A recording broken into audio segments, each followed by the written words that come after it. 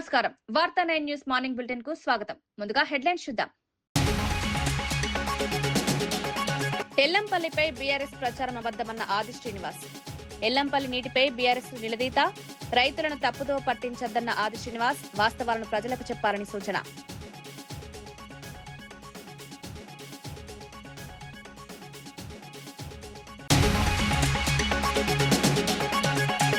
$4.51 లక్షల కోట్ల నిర్ణయాలకు కేంద్ర కేబినెట్ ఆమోదం. పీఎం కిసాన్ పథకానికి భారీ నిధులు, సముద్ర మంథన్ ప్రాజెక్టుకు కేంద్రం గ్రీన్ సిగ్నల్, క్రీడలు, మౌలిక వస్తువులకు భారీ కేటాయింపులు.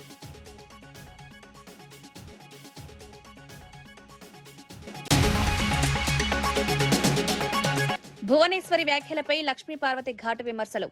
చంద్రబాబు హామీలపై ప్రశ్నించిన లక్ష్మీపార్వతి, మాటల కంటే చేతల్లో చూపాలని సూచన, ఎన్నికల హామీలపై సమాధానం చెప్పాలని డిమాండ్.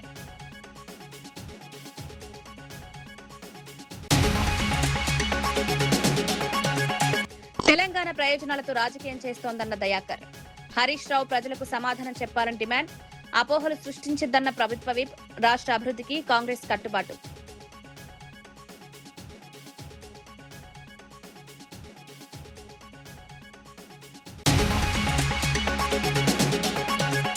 జర్నలిస్టులకు ఇండ్ల స్థలాలు ఇవ్వాలన్న టీయూడబ్ల్యూజే. రంగారెడ్డి జర్నలిస్టులకు ప్రాధాన్యం. జర్నలిస్టులకు ఆరోగ్య బీమా కల్పించాలన్న విజ్ఞప్తి. జర్నలిస్టుల సమస్యలపై పోరాటం కొనసాగుతుందన్న టీయూడబ్ల్యూజే.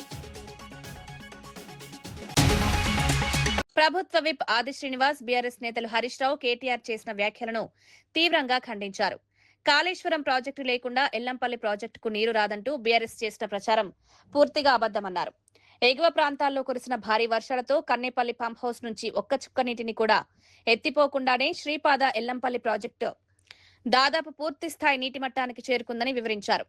ఈ పరిణామంతో బీఆర్ఎస్ చేస్తున్న తప్పుడు ప్రచారం ప్రజల ముందే బట్టబయలైందన్నారు. రైతులను తప్పుదో పట్టించే ప్రయత్నాలు వెంటనే మానుకోవాలని హితవు పలికారు. వాస్తవాలను వక్రీకరించి రాజకీయ లబ్ధి పొందాలనే ప్రయత్నాలు సరికాదన్నారు. రాష్ట్ర ప్రయోజనాలను దృష్టిలో పెట్టుకుని ప్రతిపక్షం బాధ్యతాయుతంగా వ్యవహరించాలని సూచించారు. అబద్దాల ప్రచారం చేసినటువంటి హరీష్ రావు గారు, కేటీఆర్, బీఆర్ఎస్ కు సంబంధించినటువంటి వారి వాదన డొల్లే అని తేలిపోయింది. ఈసారి కాంగ్రెస్ పార్టీ హయాంలో కట్టినటువంటి ప్రాజెక్టు ద్వారా మిడ్మానే డ్యామ్ కు నీళ్ళని ఎత్తిపోసే ప్రక్రియ కూడా ప్రారంభమైంది 2-3 రోజుల నుంచి. మేము నిర్మించినటువంటి మేడిగడ్డే లేకపోతే, అన్నారం లేకపోతే, సుందీలే లేకపోతే ఎల్లంపల్లి దగ్గరికి నీళ్లు ఎక్కడివి అనేటువంటి వారికి ప్రకృతి సమానం చెప్పింది అన్నమాట. సందర్భంగా చెప్పే ప్రయత్నం చేస్తూ ఈరోజు శుద్ధ అబద్దాలు మానుకోవాల్సిందిగా మేము కోరుతున్నాం. కాంగ్రెస్ వచ్చిన తర్వాత ఇబ్బంది అని చెప్పిన మాట, కరువును కూడా రాజకీయం చేయాలని చెప్పి చూశారు. మంత్రి అడ్లూరి లక్ష్మణ్ ఎల్లంపల్లి ప్రాజెక్టు నీటి అంశంపై బీఆర్ఎస్ చేస్తున్న ప్రచారాన్ని తీవ్రంగా తప్పుబట్టారు. కాంగ్రెస్ ప్రభుత్వ హయాంలో నిర్మించిన ఎల్లంపల్లి ప్రాజెక్టు ద్వారానే ప్రస్తుతం నీరు అందుతోందని స్పష్టం చేశారు. ఈ విషయంలో మాజీ ముఖ్యమంత్రి కేసీఆర్ చేసిన అన్ని వ్యాఖ్యలు అసత్యాలేనన్నారు. నీటి సరఫరా తన ఘనత అని బీఆర్ఎస్ నేతలు చెప్తున్న ప్రచారం పూర్తిగా అవాస్తవమని పేర్కొన్నారు. రాష్ట్రానికి మేలు చేస్తున్న వర్షాలను కూడా బీఆర్ఎస్ జీర్ణించుకోలేకపోతుందని విమర్శించారు.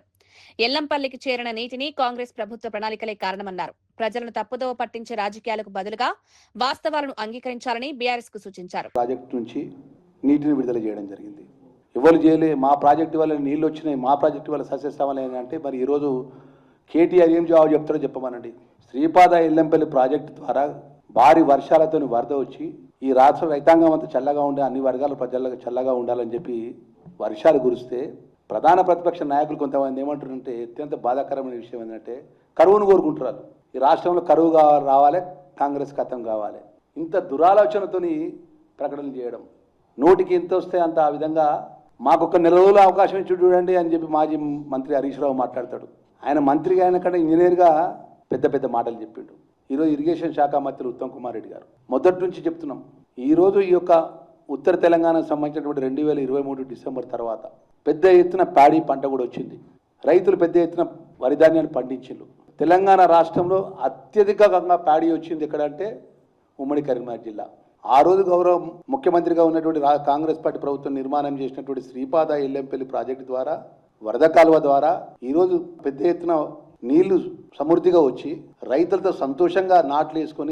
ప్రధానమంత్రి నరేంద్ర మోదీ అధ్యక్షతన జరిగిన కేంద్ర కేబినెట్ సమావేశంలో దేశ అభివృద్ధి, సంక్షేమానికి సంబంధించిన పలు కీలక నిర్ణయాలకు ఆమోదం లభించింది. మొత్తం 4.51 లక్షల కోట్ల వ్యయంతో పలు పథకాలను అమలు చేయాలని నిర్ణయించారు. రైతులకు ఆర్థిక సహాయం అందించే పీఎం కిసాన్ సమ్మాన్ నిధి పథకాన్ని 2030-31 ఆర్థిక సంవత్సరం వరకు పొడిగిస్తూ 3.15 లక్షల కోట్లు కేటాయించారు. కొత్తగా ప్రారంభించిన ప్రధానమంత్రి సూర్య సరోవర్ యోజనకు 5,070 కోట్లు మంజూరు చేశారు. సముద్ర వనరుల పరిశోధన, వినియోగానికి సంబంధించిన సముద్ర మంథన్ ప్రాజెక్టుకు 84 కోట్ల ఆమోదం లభించింది. క్రీడల అభివృద్ధి కోసం ఖేలో ఇండియా జాతీయ క్రీడా సమాఖ్యలకు 36,441 కోట్లు కేటాయించారు. దేశ రవాణా మౌలిక సదుపాయాల అభివృద్ధికి ట్విన్ ట్యూబ్ టన్నెల్ నిర్మాణాలకు 9,771 కోట్లు మంజూరు చేస్తూ కేంద్ర కేబినెట్ కీలక నిర్ణయం తీసుకుంది.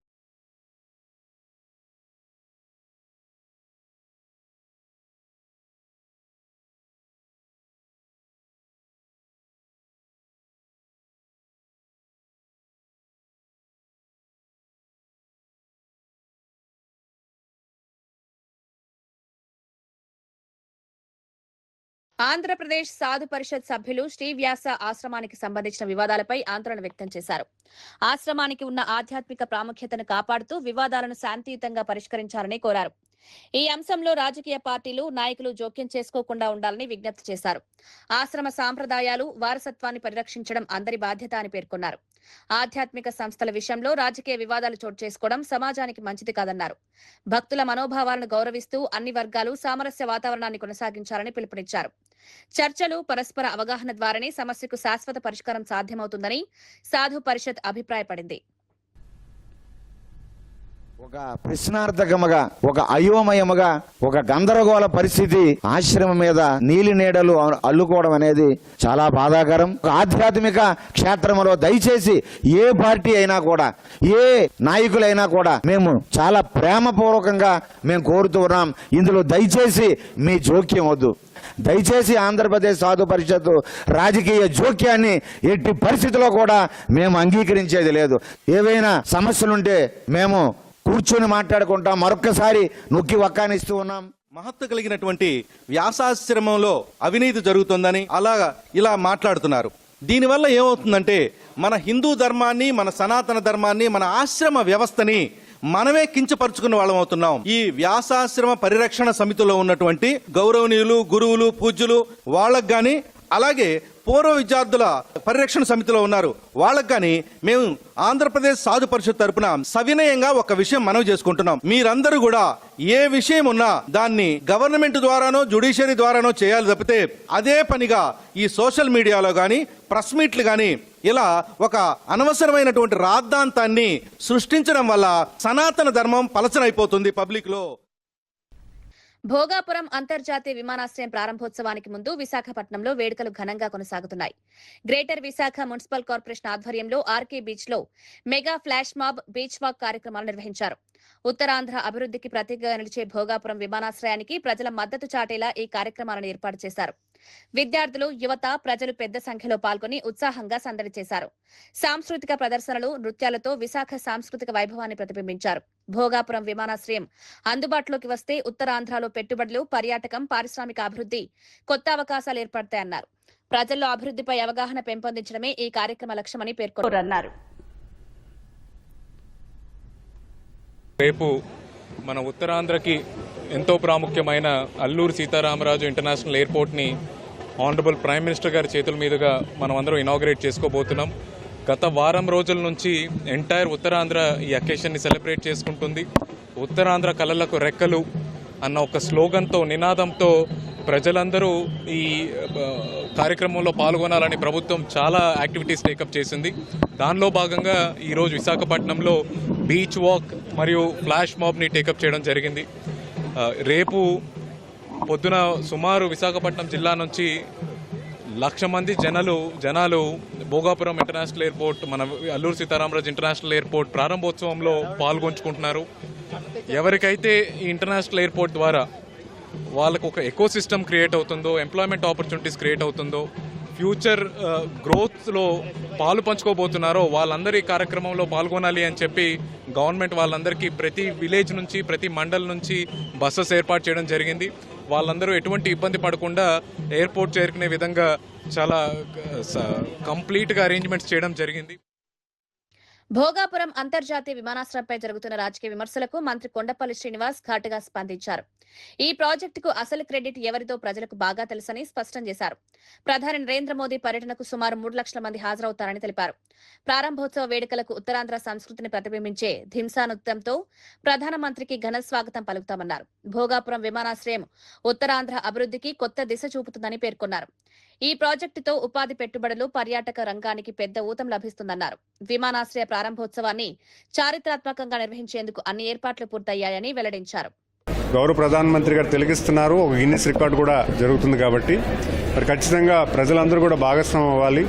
ఇది ఏదో ప్రభుత్వం చేస్తున్నటువంటి చర్య కాదు, ఇది మన అందరి కోసం నిర్మాణం చేసినటువంటి ఎయిర్పోర్టు. ఖచ్చితంగా మన అందరికీ కూడా భవిష్యత్ కాలంలో మంచి జరుగుతుందన్న విషయాన్ని తెలియజేసుకుంటాం. అనేక విషయాల్లో కూడా క్రెడిట్ చోరీ జరుగుతుంది. 14-19లో గౌరవ ముఖ్యమంత్రి గారు భోగాపురం ఎయిర్పోర్ట్ నిర్మాణం చేయాలని కార్యరూపం చేసి 80% ల్యాండ్ ఎక్విజిషన్ చేయడం జరిగింది. క్రమేణా వచ్చినట్టు ప్రభుత్వం దాన్ని ముందుకు తీసుకెళ్లకుండా అప్పుడు గవర్నమెంట్లో రావడానికి కూడా ప్రజల్ని వ్యతిరేకం చేసేలాగా ఎర్ర బస్సు రాని చోట ఎయిర్పోర్ట్ ఎందుకు, మీ అందరూ కూడా నిలబడండి, నేనే దాన్ని ఆపుతానన్న వ్యక్తి ఈరోజు ప్రజల్లోకి వచ్చి ఎయిర్పోర్ట్ నేనే కట్టాను, ఎయిర్పోర్టు నా వల్లే జరిగింది, ఎయిర్పోర్ట్ వల్లే దానికి కావాల్సినవన్నీ కూడా నేనే చేశానని చెప్పడం చాలా హాస్యాస్పదం. ఎందుకంటే ఒక ఎయిర్పోర్ట్ కట్టడానికి వాళ్ళకి ఎందుకు 5 ఏళ్ళు సరిపోలేదు? ఖచ్చితంగా మీ మనస్సాక్షిని మీరు అడగండి, ఉత్తరాంధ్రకి మీరు ఏం చేశారని.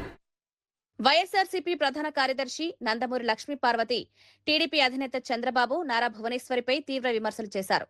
చంద్రబాబు మాట తప్పడు అని భువనేశ్వరి చెప్పడం ఈ ఏడాది అతిపెద్ద జోక్ అని వ్యాఖ్యానించారు. చంద్రబాబు రాజకీయ జీవితంలో ఇచ్చిన హామీలను పూర్తిగా నెరవేర్చిన ఒక్క ఉదాహరణ అయినా చూపించాలని సవాల్ విసిరారు. ఉచిత విద్యుత్ హామీ కూడా చంద్రబాబుదేనని చెప్పడం పచ్చి అబద్దమని మండిపడ్డారు. ప్రజలను తప్పుదోవ పట్టించే ప్రకటనలు చేయడం మానుకోవాలని సూచించారు. ఎన్నికల హామీల అమలుపై ప్రజలకు సమాధానం చెప్పాల్సిన బాధ్యత టీడీపీ నాయకత్వంపై ఉందన్నారు. వాస్తవాలను వక్రీకరించి రాజకీయ లబ్ధి పొందే ప్రయత్నాలు ప్రజలు గమనిస్తున్నారని పేర్కొన్నారు. సరే, అతను ఇచ్చిన హామీ నెరవేర్చాడు. ఏ ఒక్కటి చెప్పమ్మా. లాస్ట్ ఎలక్షన్స్ 2014 ఎన్నికల్లో ఆయన 600 హామీలు ఇచ్చారు. సరే, అవన్నీ కూడా మర్చిపోయారు అనుకుందాం. జనాలు మర్చిపోరు, వాళ్ళకు ఉంటాయి మనసులో. మొన్న ఎన్నికలే కదా రీసెంట్గా 2024 ఎలక్షన్స్లో ఎన్ని హామీలు ఇచ్చారమ్మా? దాదాపు 143 హామీలు ఇచ్చారు మొన్న ఎలక్షన్లో కూడా. అందులో కూడా ఈ సూపర్ 6, సూపర్ 7 అనేది చాలా హైలైట్ చేసుకున్నారు. ఇంకేంటి, మేము గవర్నమెంట్ రాగానే ఫస్ట్ సంతకం అదేనని చెప్పి అన్నారు. కానీ అందులో ఎన్ని అమలు చేశారు? మిగిలినన్ని వదిలిపెడదాం మనం. మీరు మహిళల గురించే మాట్లాడారు కనుక ఆ మహిళలకు జరుగుతున్న అన్యాయం ఏంటో, మహిళలకి మీ ఆయన ఎన్ని హామీలు నిలబెట్టారో వాటిని గురించే మనం మాట్లాడదాం. ఇప్పుడు 18 ఏళ్లు దాటినటువంటి ప్రతి మహిళకు కూడా 1500 చొప్పున ఆడబిడ్డ నిధి ఇస్తామని చెప్పి ఎవరమ్మా ప్రకటించింది? చంద్రబాబు నాయుడే కదా ఎలక్షన్ ముందు. పెద్ద హామీ కదా. మరి ఆడబిడ్డ నిధి ఎందుకు ఇవ్వట్లేదని చెప్పి మీ ఆయన చెవి మెలేశారా ఎప్పుడైనా సరే? ఆయన అడిగారా మీరు హామీలు ఆయన నిలబెట్టుకుంటారని మాట అంటున్నారే. ఉచిత విద్యుత్ హామీ ఎవరిదమ్మా అసలు? ఉచిత విద్యుత్ హామీ చంద్రబాబుదా? ఇంతకంటే అబద్ధం, పచ్చి అబద్ధం ఇంకేమన్నా ఉంటుందా భువనేశ్వరి? ఎందుకు ఈ విధంగా మీరు కూడా దిగజారిపోతున్నారు వాళ్ళలాగానే? ఆయన మాట ఇస్తే తప్పరు. హరిశ్చంద్రుడు 6వ సంతానం అన్నట్టుగా మీరు మాట్లాడుతుంటే నవ్వుగాకేంటమ్మా తల్లి? ప్రభుత్వ whip MLC Addanki Dayakar BRS పై తీవ్ర విమర్శలు చేశారు. తమ రాజకీయ అస్తిత్వం కోసం తెలంగాణ ప్రజల ప్రయోజనాలను కూడా పణంగా పెట్టే స్థాయికి బీఆర్ఎస్ దిగజారిందని ఆరోపించారు. ఇటీవల చేసిన ఆరోపణలపై మాజీ మంత్రి హరీష్ రావు ప్రజలకు వెంటనే స్పష్టతనివ్వాలని డిమాండ్ చేశారు. రాష్ట్ర ప్రయోజనాల కంటే రాజకీయ ప్రయోజనాలకే బీఆర్ఎస్ ప్రాధాన్యమిస్తోందని విమర్శించారు. ప్రజల్లో అపోహలు సృష్టించే ప్రకటనలు చేయడం బాధ్యతాయుత రాజకీయాలకు విరుద్ధమన్నారు. వాస్తవాలను ప్రజల ముందుంచి సమాధానం చెప్పాలని హరీష్ రావును కోరారు. లేదంటే ప్రభుత్వ వ్యతిరేకత పెరగాలని, ప్రభుత్వానికి నష్టం జరగాలని వాళ్ళు చేస్తున్న ప్రయత్నం చూస్తే ఒకంత నవ్వుతో పాటు మరింత ఒక ఆవేశం వస్తున్న పరిస్థితి. ఎందుకంటే ఇంతకు దిగజారాల్సిన స్థితి ఎందుకు? బీఆర్ఎస్ నేత కేసీఆర్ గారు అల్లుడు హరీష్ రావు గారు ఎక్కడెక్కడ పోయి పూజలు చేస్తుండో మనకు సమాచారం ఉంది. ఒక్కసారి తెలంగాణ ప్రజలకు గమనించండి. శివమొగ్గ, దాన్ని షిమోగ అంటారు. అది తాంత్రిక పూజలకు ప్రతీతి. అంటే క్షుద్ర పూజలు, ఊళ్ళలో చేతబడి లాంటి ఇట్లాంటివి అంటారు. అట్లా వ్యక్తులకు వ్యతిరేకంగా జరగాలి, లేకపోతే వ్యవస్థకు వ్యతిరేకంగా జరగాలని. రెండవది జై అఘోరకాళి, ఇది ట్రిసిటీలో ఉంటుంది, తిరుచిలో ఉంటుంది. దీన్ని తిరుచానపల్లి అంటారు. ఇక్కడ వీళ్ళు పూజలు చేయించడం దేనికి సంకేతం? తెలంగాణ ప్రభుత్వం నష్టపోవాలనే విషయం ఒకటైతే వానలు రావద్దని, వానలు రాకపోతే సమస్యలు వస్తాయి, రైతుల నుంచి సమస్యలు వస్తాయి, సమాజం నుంచి వ్యతిరేకత వస్తుంది, దాని కొరకు. రెండవది, ఈరోజు ప్రభుత్వం చేస్తున్న మంచి పథకాలను వ్యతిరేకత సృష్టించడానికి టెక్నికల్గా ఉన్న సోషల్ మీడియాను, లేదంటే మెయిన్ స్ట్రీమ్ మీడియాను, లేదంటే ట్రోల్స్ మీడియాను అన్నిటి వాడుకుంటున్న పరిస్థితి. అది సరిపోక ఇలాంటి తాంత్రిక క్షుద్ర పూజలతో తెలంగాణ ప్రభుత్వానికి నష్టం జరగాలని కోరుకోవడం, వీళ్ళు తెలంగాణ బాగుపడాలని కోరుకుంటోళ్ళ అధికారం లేకపోతే అఘోరాలుగా తయారవుతున్న పరిస్థితి. ఈరోజు అఘోరాలతో దేశానికి మంచి జరిగింది, కొన్ని ప్రాంతాల్లో దేశం యొక్క అస్తిత్వాన్ని నిలిపే దాంట్లో ఉన్నారు. కానీ వీళ్ళు భారీ వర్షాలతో శ్రీబాద ఎల్లంపల్లి ప్రాజెక్టు నిండిపోవడంతో ఉత్తర తెలంగాణ రైతుల్లో ఆనందం వ్యక్తమవుతోంది. కాళేశ్వరం ప్రాజెక్టుతో సంబంధం లేకుండానే ఎగువ ప్రాంతాల నుంచి భారీగా వరద జలాలు ఎల్లంపల్లికి చేరడంతో ప్రాజెక్టు పూర్తి స్థాయికి చేరువైంది. అక్కడి నుంచి మిడ్మానేరు, మల్లన్న సాగర్ తో పాటు ఇతర జలాశయాలకు నీటి విడుదల కొనసాగుతోంది. దీంతో సాగునీటి పరిస్థితులు మెరుగుపడగా రైతులు ఊపిరి పీల్చుకున్నారు. ప్రస్తుత వర్షపాతం వల్ల ఖరీఫ్ సాగుకు తగినంత నీరు అందే పరిస్థితి ఏర్పడిందని అధికారులు తెలిపారు. జలాశయాల్లో నీటి నిల్వలు పెరగడంతో భూగర్భ జలాలు కూడా మెరుగుపడే అవకాశం ఉందని చెబుతున్నారు. సాగునీటి సరఫరా సక్రమంగా కొనసాగితే ఉత్తర తెలంగాణలో పంటల ఉత్పత్తి పెరుగుతుందని రైతులు ఆశాభావం వ్యక్తం చేశారు. నీళ్లు వచ్చినాయి, మా ప్రాజెక్టు వల్ల సస్యశ్యామలం ఏంటంటే మరి ఈరోజు కేటీఆర్ ఏం జవాబు చెప్తారో చెప్పమనండి. శ్రీపాద ఎల్లంపల్లి ప్రాజెక్టు ద్వారా భారీ వర్షాలతో వరద వచ్చి ఈ రాష్ట్ర రైతాంగం అంతా చల్లగా ఉండే, అన్ని వర్గాల ప్రజలకు చల్లగా ఉండాలని చెప్పి వర్షాలు కురిస్తే ప్రధాన ప్రతిపక్ష నాయకులు కొంతమంది ఏమంటారంటే అత్యంత బాధాకరమైన విషయం ఏంటంటే కరువును కోరుకుంటున్నారు. ఈ రాష్ట్రంలో కరువు రావాలి, కాంగ్రెస్ ఖతం కావాలి, ఇంత దురాలోచనతోని ప్రకటనలు చేయడం. నోటికి ఎంత వస్తే అంత ఆ విధంగా మాకొక నెల రోజుల అవకాశం ఇచ్చి చూడండి అని చెప్పి మాజీ మంత్రి హరీష్ రావు మాట్లాడతాడు. ఆయన మంత్రిగా ఆయన కంటే ఇంజనీర్గా పెద్ద పెద్ద మాటలు చెప్పిండు. ఈరోజు ఇరిగేషన్ శాఖ మంత్రి ఉత్తమ్ కుమార్ రెడ్డి గారు మొదటి నుంచి చెప్తున్నాం, ఈరోజు ఈ యొక్క ఉత్తర తెలంగాణకు సంబంధించినటువంటి 2023 డిసెంబర్ తర్వాత పెద్ద ఎత్తున ప్యాడీ పంట కూడా వచ్చింది. రైతులు పెద్ద ఎత్తున వరిధాన్యాన్ని పండించారు. గత 10 ఏళ్ల బీఆర్ఎస్ పాలనలో విద్యారంగం తీవ్ర నిర్లక్ష్యానికి గురైందని కాంగ్రెస్ పార్టీతో ఆరోపించింది. అధ్యాపకులకు బదిలీలు, పదోన్నతులు కల్పించకుండా జాప్యం చేశారని విమర్శించింది. జీతభత్యాల పెంపుల్లో ఆలస్యం, ఫీజు రియంబర్స్మెంట్ బకాయిలు, ఓవర్సీస్ స్కాలర్షిప్ల పెండింగ్, బెస్ట్ అవైలబుల్ స్కూల్స్ బిల్లులు చెల్లించకపోవడంతో విద్యార్థులు, ఉపాధ్యాయులు ఇబ్బందులు ఎదుర్కొన్నారని పేర్కొంది. ఉద్యోగ నియామకాలను నిర్లక్ష్యం చేయడం వల్ల విద్యా వ్యవస్థ దెబ్బతినిందని ఆరోపించింది. ప్రస్తుతం కాంగ్రెస్ ప్రభుత్వం విద్యారంగంలో సంస్కరణలు తీసుకొస్తోందని తెలిపింది. పెండింగ్ సమస్యలను దశల వారీగా పరిష్కరించేందుకు చర్యలు చేపడుతున్నట్లు పేర్కొంది. విద్యార్థులకు నాణ్యమైన విద్య, ఉపాధ్యాయులకు మెరుగైన సేవా పరిస్థితులు కల్పించడమే ప్రభుత్వ లక్ష్యమని కాంగ్రెస్ నాయకులు తెలిపారు.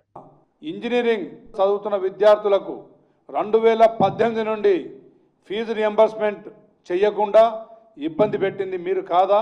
అదేవిధంగా ఓవర్సీస్ స్కాలర్షిప్స్ 2018 నుండి పెండింగ్ పెట్టి వారిని ఇబ్బంది పెట్టింది మీ ప్రభుత్వం కాదా? బెస్ట్ అవైలబుల్ స్కూల్స్ పిల్లల్ని వారికి చెల్లించాల్సిన పేమెంట్ చెల్లించకుండా ఈరోజు అడ్మిషన్ కూడా ఇవ్వని స్థాయికి తీసుకుపోయిన దుర్మార్గులు మీరు కాదా? అదేవిధంగా ఎలాంటి ఉద్యోగ నియామకాలు చేపట్టకుండా ఉద్యమ సమయం నుండి మరి మీ పాలనలో 10 సంవత్సరాల విద్యార్థుల వయోపరిమితి పెరిగిపోతున్నా కానీ ఉద్యోగాలు కల్పించని దుర్మార్గులు మీరు కాదా? ఈ రాష్ట్ర విద్యార్థుల భవిష్యత్తు గురించి పూర్తి స్థాయిలో పరిశోధన చేసి విద్యా వ్యవస్థను ప్రక్షాళన చేయాలనే లక్ష్యంతో ముందు సాగుతున్న ముఖ్యమంత్రి గారిపై మీరు వక్రీకరించి తెలంగాణ ప్రభుత్వం ఫ్యూచర్ సిటీలో జర్నలిస్టులకు కేటాయించనున్న ఇండ్ల స్థలాల్లో రంగారెడ్డి జిల్లాకు చెందిన అర్హులైన జర్నలిస్టులకు మొదటి ప్రాధాన్యం కల్పించాలని టీయూడబ్ల్యూజే రాష్ట్ర కార్యదర్శి కొంపల్లి శ్రీకాంత్ రెడ్డి ప్రభుత్వాన్ని కోరారు. బాలాపూర్ మండల టీయూడబ్ల్యూజే నూతన కార్యవర్గ ఎన్నికల సందర్భంగా జరిగిన సమావేశంలో ఆయన ఈ విజ్ఞప్తి చేశారు. 20 సంవత్సరాలుగా జర్నలిజంలో సేవలందిస్తున్న అర్హులైన వారందరికీ ఇళ్ల స్థలాలు కేటాయించాలన్నారు. జర్నలిస్టులకు ప్రభుత్వ ఉద్యోగుల తరహాలో కార్పొరేట్ వైద్య సేవలు అందించేందుకు చర్యలు జరుగుతున్నాయన్నారు. త్వరలో 5 లక్షల రూపాయల ఆరోగ్య బీమా సౌకర్యాన్ని కూడా అందుబాటులోకి తీసుకురానున్నట్లు వెల్లడించారు. అనంతరం బాలాపూర్ మండల నూతన కార్యవర్గాన్ని ఏకగ్రీవంగా ఎన్నుకుని అభినందించారు. జర్నలిస్టుల సమస్యల పరిష్కారానికి సంఘం రాజీ లేని పోరాటం కొనసాగిస్తుందని నాయకులు స్పష్టం చేశారు. రాష్ట్ర సమాచార పౌర సరఫరా శాఖ మంత్రి గారిని, పౌర సంబంధాల శాఖ మంత్రి గారిని, మిగతా అందరినీ కలుద్దాం. కలిసి తప్పనిసరిగా మా లోకల్లో మహేశ్వరం కాన్స్టిట్యూన్సీలో పనిచేసే అందరు రిపోర్టర్లను కానీ రంగారెడ్డి జిల్లా వరకు మీకు తప్పనిసరిగా రంగారెడ్డి జిల్లాలో జర్నలిస్ట్ పనిచేసే వర్కింగ్ జర్నలిస్ట్ అందరికీ ఆ స్థలాల్లో మాకు స్థలం ఇవ్వాలి. ఎంత ఇస్తే వాళ్ళకి అంత ఇస్తే మనకు అంత ఇవ్వాలి. స్టేట్ బ్యూరోలు మేమేం తక్కువ కాదు, అన్ని పత్రికలకు పట్టుకోమని మేమే.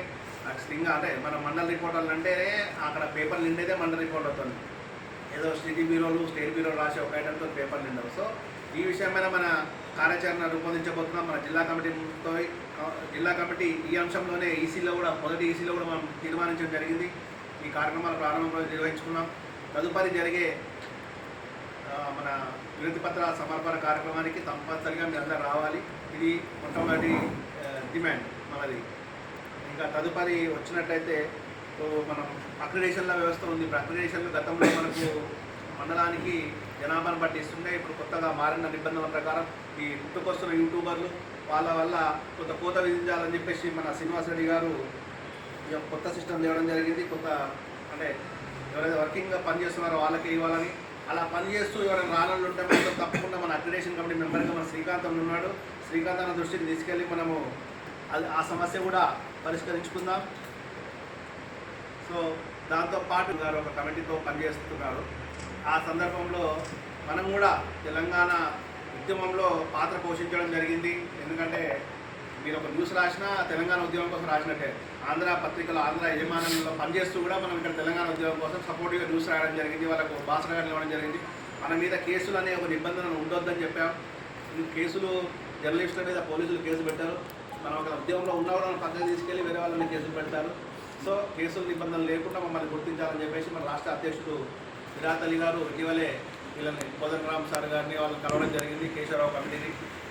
మనం కూడా ఒక జిల్లా తరఫున ఆ రోజు ఉద్యమం సమయంలో పనిచేసిన వాళ్ళు ఎవరున్నారో వాళ్ళని గుర్తించి వాళ్ళతో ఒక జాబితా తయారు చేసి మన ఉద్యమకారుల కమిటీకి కూడా మన జిల్లా కమిటీ తరఫున నేను సత్తన్న గారు కలిసి ఒక వినతి పత్రం ఇద్దామనుకుంటున్నాం. ఇప్పటికే సత్తన్నకు మన రవీంద్ర వీళ్ళ కొంతమందికి ఉద్యమకారుల కోదండరామ్ కమిటీ నుంచి ఒక పిలుపు వచ్చింది, మొన్న వెళ్ళడం జరిగింది. వారు నెక్స్ట్ మీటింగ్ కన్నా ముందు మనము కార్యదర్శి శ్రీకాంత్ రెడ్డి గారు ఇంజనీరింగ్ విద్యార్థులపై ముఖ్యమంత్రి రేవంత్ రెడ్డి చేసిన వ్యాఖ్యలను తెలంగాణ రక్షణ సేన రాష్ట్ర నాయకుడు ఇస్మాయిల్ తీవ్రంగా ఖండించారు.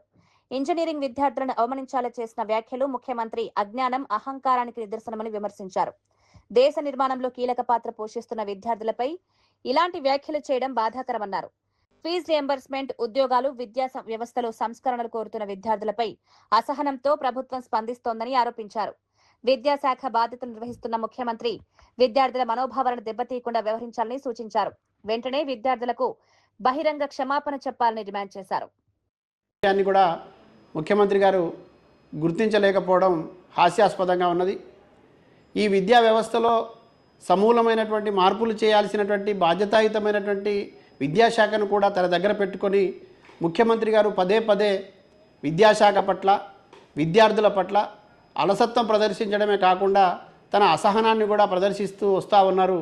ఇది మంచిది కాదు అనేటువంటి భావన తెలంగాణ రక్షణ సేన చెప్పదలుచుకున్నది. అట్లాగే మొత్తం విద్యార్థుల ఆత్మగౌరవాన్ని దెబ్బతీసే విధంగా, విద్యార్థులను, విద్యా వ్యవస్థను అపహాస్యం చేసేటట్టుగా ముఖ్యమంత్రి రేవంత్ రెడ్డి గారు మాట్లాడినారు. ఆయన విద్యార్థులకు, విద్యావంతులకు క్షమాపణ చెప్పాలని కూడా తెలంగాణ రక్షణ సేన డిమాండ్ చేస్తూ ఉన్నది. ప్రజాస్వామ్యంలో ప్రశ్నించేటటువంటి హక్కు ప్రతి ఒక్కరికి ఉంటుంది, అట్లాగే విద్యార్థులకు కూడా ఉంటుంది. రేవంత్ రెడ్డి గారు, మీకు ఎందుకు అంత అసహనం కలుగుతోంది? మీరెందుకు అంత అభద్రతలో ఉంటున్నారు? ఎందుకు ఇట్లా అవాకులు చవాకులు పేలుతున్నారు అనేటటువంటి విషయాన్ని మేము అడగదలుచుకుంటా ఉన్నాం. 24,000 పాఠశాలలు ఈ రాష్ట్రంలో ఉంటే వాటిని ఎత్తేసి 4,000 పాఠశాలల్ని ఉంచాలని మీరు అనుకుంటున్నారు కదా. ఇదేనా మీకు ప్రాథమిక విద్య దగ్గర నుంచి విద్యా వ్యవస్థ పైన మీకున్నటువంటి ప్రేమ? అంటే ఈ విద్యా వ్యవస్థను నిర్వీర్యం చేయాలనే మీ కుట్ర మేము పసిగట్టినామని, విద్యార్థులు, విద్యార్థి లోకం పసిగట్టిందని, విద్యావంతులు పసిగట్టినారనే అసహనంతోనే కదా మీరు ఇట్లా మాట్లాడుతూ ఉన్నారు. మీరు ఇవాళ విద్యాశాఖను మీ దగ్గర పెట్టుకొని మొత్తంగా 2024లో ఎన్రోల్మెంట్ ఎక్కువైందని మీరే చెప్తారు. మళ్ళీ స్ట్రెంత్ లేదని స్కూళ్ళు మూసేస్తున్నామనేటటువంటి మాట మీరే మాట్లాడతారు. ఉపాధ్యాయులకు ఇచ్చినటువంటి ఏ ఒక్క హామీని మీరు నెరవేర్చరు. విద్యార్థులకు ఇవ్వాల్సినటువంటి ఫీజు రియంబర్స్మెంట్ను చెల్లించరు. ఇంజనీరింగ్ విద్యార్థులు ఏమడిగినారు మిమ్మల్ని? 9 కోట్ల ఫీ రియంబర్స్ బకాయిలు మాకు చెల్లించాల్సి ఉందని అడిగినందుకేనా ఇంత అసహనం, ఇంత కోపం మీకు? ఏం ఫీ రియంబర్స్మెంట్ చెల్లించాల్సిన బాధ్యత ప్రభుత్వానికి లేదా? మీ బాధ్యత కాదా? ప్రశ్నిస్తే, అడిగితే అవమానిస్తారా? చదువుకున్న వాడికి చదువు విలువ తెలుస్తుంది, అజ్ఞానులకు ఏం తెలుస్తుంది? ఈ అజ్ఞానపు అహంకార మాటలతో పాలన కొనసాగించలేరు రేవంత్ రెడ్డి గారు. విద్యా వ్యవస్థలో సమూలమైనటువంటి మార్పులు రావాలని, విద్యా వ్యవస్థ మరింత బలపడాలని, ఈ విద్యా వ్యవస్థ బలపడడం ద్వారా మాత్రమే సమాజ అభివృద్ధి సాధించబడుతుందని, విద్యకు అధిక ప్రాధాన్యత ఇవ్వాల్సి ఉంటుందని ఎన్ని నివేదికలు మీకు అటు స్వచ్ఛంద సంస్థల దగ్గర నుంచి, బాధ్యత కలిగినటువంటి సామాజిక కార్యకర్తల దగ్గర నుంచి, ఎన్జిఓల దగ్గర నుంచి విద్యావేత్తలు ఎంతమంది మీకు ఇచ్చినారు? మీరు ఏ ఒక్కటన్నా వాటిని పరిశీలించినారా? పరిష్కరించడానికి ప్రయత్నం చేసినారా? పైగా విద్యార్థుల పట్ల మీ లోపల ఉన్నటువంటి అసహనాన్ని అవమానకరంగా మాట్లాడతారా? రేవంత్ రెడ్డి గారు విద్యా వ్యవస్థను భ్రష్టు పట్టించాలనుకుంటున్నాడు, నిర్మూలించాలనుకుంటున్నాడు. కేవలం రియల్ ఎస్టేట్ రంగం ఒక్కటి మాత్రమే ముందుకు తీసుకుపోవాలనేటువంటి ఆలోచన రేవంత్ రెడ్డి గారికి ఉన్నది అనేటటువంటిది ఈ మధ్యకాలంలో ఆయన విద్యపైన మాట్లాడినటువంటి అంశాలను చూస్తే అర్థమవుతా ఉన్నది. విద్యార్థి లోకం ఇవాళ తాము చదువుకు తగినటువంటి అర్హత కలిగినటువంటి వాళ్ళందరికీ ఉద్యోగాలు ఇవ్వమని అడుగుతూ ఉంటే, నోటిఫికేషన్లు వేయమని అడుగుతూ ఉంటే, నిరుద్యోగ సమస్య పరిష్కరించమని అడుగుతూ ఉంటే, తమ ఎల్లంపల్లిపై బీఆర్ఎస్ ప్రచారం అబద్దమన్న ఆది శ్రీనివాస్. ఎల్లంపల్లి నీటిపై బీఆర్ఎస్ నిలదీత, రైతులను తప్పుదో పట్టించద్దన్న ఆది శ్రీనివాస్ వాస్తవాలను ప్రజలకు చెప్పాలని సూచన.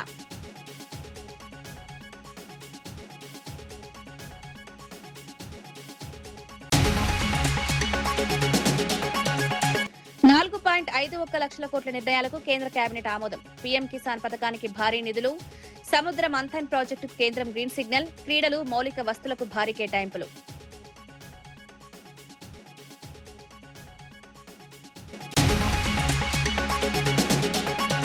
భువనేశ్వరి వ్యాఖ్యలపై లక్ష్మీపార్వతి ఘాటు విమర్శలు. చంద్రబాబు హామీలపై ప్రశ్నించిన లక్ష్మీపార్వతి, మాటల కంటే చేతల్లో చూపాలని సూచన, ఎన్నికల హామీలపై సమాధానం చెప్పాలని డిమాండ్.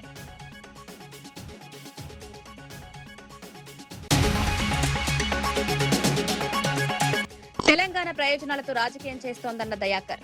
హరీష్ రావు ప్రజలకు సమాధానం చెప్పాలని డిమాండ్. అపోహలు సృష్టించద్దన్న ప్రభుత్వ విప్, రాష్ట్ర అభివృద్ధికి కాంగ్రెస్ కట్టుబాటు.